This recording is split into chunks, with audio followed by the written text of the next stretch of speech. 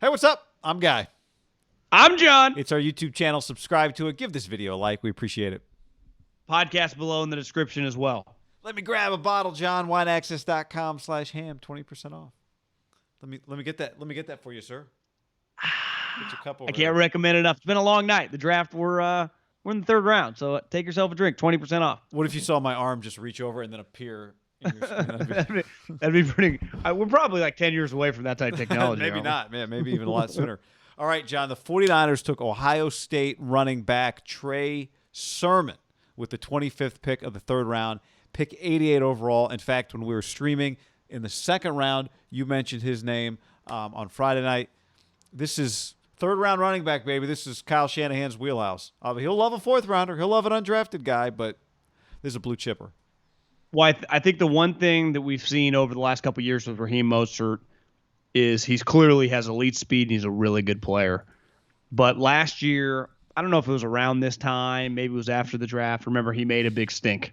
Yeah. He's like, I need a contract extension. And they're like, we just extended you last year. But he was, looking back, like he's their best running back. So he did have somewhat of a beef. Like, I'm paid $1 million. Could you give me $5 million? They ended up giving him like $2 million. But it's hard for him to stay healthy. Played 8 games. He needs to be the lead guy in like a true running back by committee, right? He can't just be your starter 25 carries a game for 17 games. That's impossible. And he's not really a physical guy, right? He's a speed guy, but he's a bigger player. They need a guy second, third, and 2 and 1 that they can rely on. Now, I think Fred Wilson Jr. has, right? Or Jeff Wilson Jr., excuse me. Jeff Wilson. Fred Warner, I'm combining players. Like has some physical running capabilities, but this guy's better. Yeah. I mean, this guy, the last two before he got hurt in the national championship game, 330 against Northwestern, a big time defense, 193 against the Clemson Tigers. Yeah, and the 331 was not only a Big Ten championship game or an FBS championship game record, broke Ohio State's single-game record previously held, of course, by Eddie George. So Ohio State's single-game record and an FBS, just any championship game record.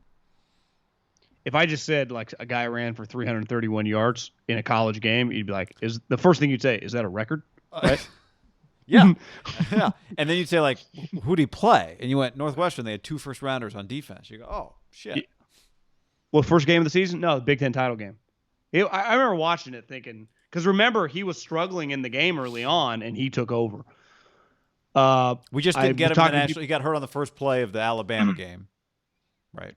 He's a good player. And I before we jumped on here, texted a couple people. I said, what round you guys have him in? They're like, yeah, we had him right in the third round. We liked him. Texted someone, a friend of ours from Oklahoma, said he's got really high character guy. He started at Oklahoma, played there for 3 years. It's not that you can't get drafted there, but it's just hard to get an unlimited amount of touches. They always split it, even when they have pro guys. Remember Mixon, P. Ryan. That's just kind of their MO. Yeah. And it's not like, well, you went from Oklahoma, you transferred to Nevada. I mean, he did transfer to Ohio State, right? And he was not shows his caliber. He was not a waiver transfer, which nothing wrong with that. He was a true grad. Like, he graduated from Oklahoma in 3 years and then transferred. Yeah, he's a high-level Ohio guy. State. And I think he was tight with Justin Fields too. Like, that's why he went there, in addition to it being Ohio State. But I do think too, it kind of caps off in 3 straight picks. They didn't really outthink the room here, Guy. I mean, obviously they were going to go quarterback. Their next 2 picks, big time, powerful guard who's probably immediately the largest guy on their team. Maybe not tallest, but largest. Him and Trent, I guess, are just enormous human beings. And then they went with a power runner. Like, we want to run it down your throat. So if Jimmy is here, you make it easier on Jimmy, strong run game. And if Trey, starts faster than we think, or Jimmy's eventually traded. Yeah, Trey Lance. I mean, you're in a position to really run the football, right? Yeah. Kyle wants to do anyway. I mean, a couple things with him, right? He's not that you need him to be. He's not a burner, but that's okay. You got speed guys. He's not even going to be. You don't even need. He's not even your starter, right? Trey Sermon. Mostert. Yeah.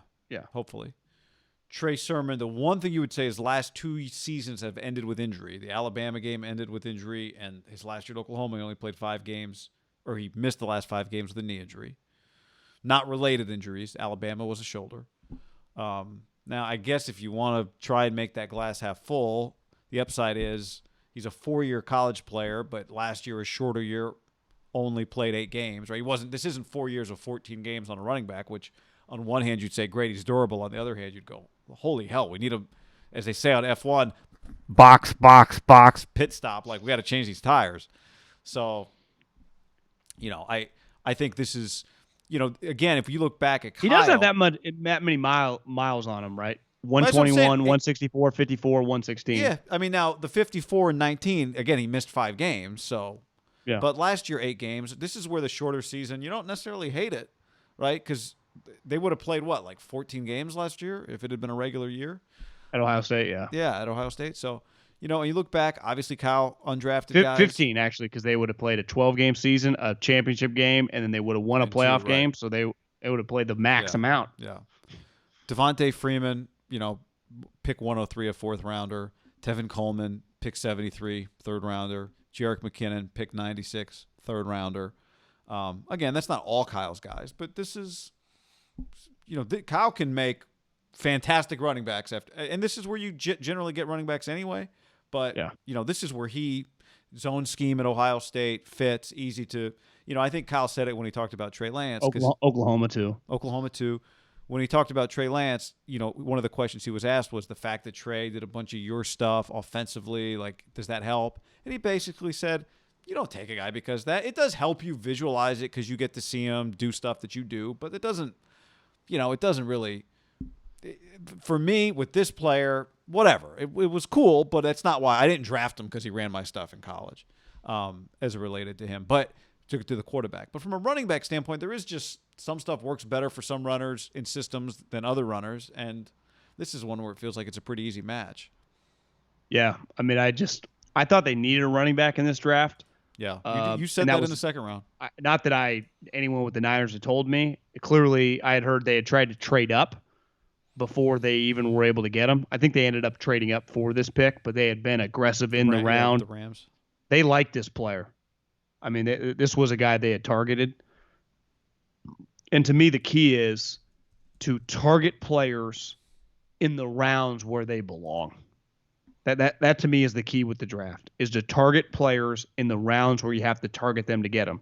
So you pick, in each round, 4 or 5 guys, sometimes more, but this is the round. Like, you're not overdrafting guys, wasting picks. And when you do trade up, you're trading up in the right area, right? So even if it's, you got to give a 7th round pick to move up 4 spots or whatever, you're moving up in the area, not where you got to give a 3rd round pick to move up and around when the guy would have been around later.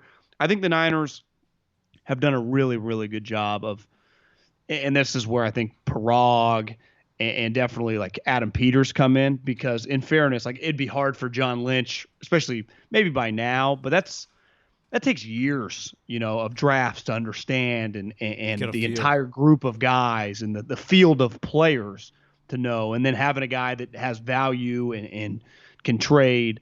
I think they've done a good job. The Fields, or the Lance, whether it was an overpay or not, it's going to be determined on where he plays, or how well he plays. But these also, last he's 2 a guys, quarterback, you almost can't. Exactly. Like, it does feel like the guard was going to go in the 2nd round and this guy was going to go in the 3rd round. Like, I always like that. Like, I've gotten mixed messages on the Raiders about some of their guys, the Rams. Well, no, I don't think the messages have been mixed. It's been they don't understand the value. Yeah. Which that's the exercise. Doesn't mean you can't get good players, but you are whatever the value, you're spending $1.25 on $1. You're spending $2 on $1 instead of the ideal is you want to spend $1 for $1. You want to get as close to guessing the right value, right? You overpay for a house, you got the house, but yeah, you were $70,000 over the second place bidder, so it cost you $65,000, right?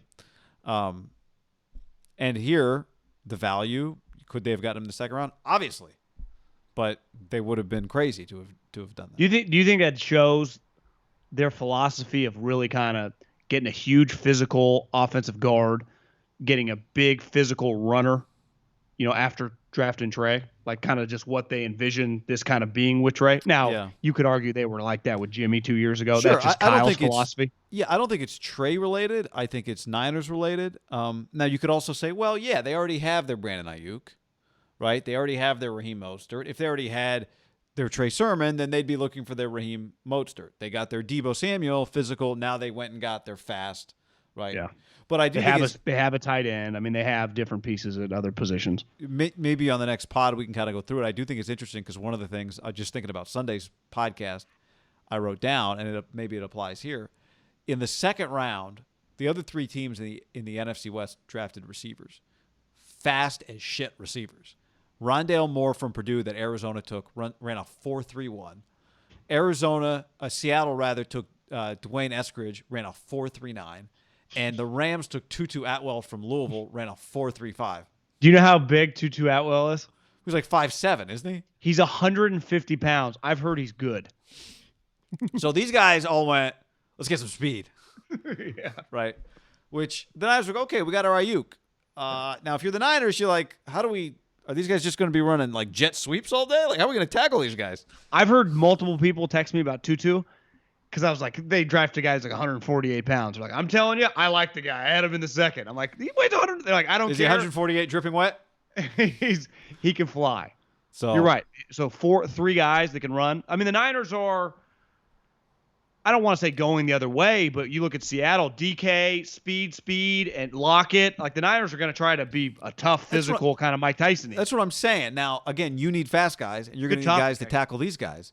But is there something are they, we'd have to look at this a little bigger picture. Are they really going one direction when everyone else is going the other? If they are, if that's ultimately what it looks like, cool. But we also know what the Niners look like. Like the Niners are trying to get Brandon Ayuk wide open. They're trying to. But I do think this style with Kyle. I do think though Arizona and Seattle have been trending more offensive explosion, where Seattle and the Rams have been a little bit more physical, hit you in the mouth, right? Historically, and you're saying. And now the Rams, it feels like might be leaning into explosive offense. Yeah, I mean, if you can tackle these guys and you can pound them on the other side, it works out. But you gotta set the edge, Sean. You gotta be able to run with them. Your corner's got to be able to stick with them. So there's some interesting stuff going on day 2 in the NFC West. Is Jet still unemployed? Could they get him back? To run some deep routes. Jed, not. I meant Jet, but I was thinking not McKinnon, but remember they had the little Marquise. Marquise Goodwin. He could fly. He had one moment. That's right. Literally one moment. Can he play corner? That's my question.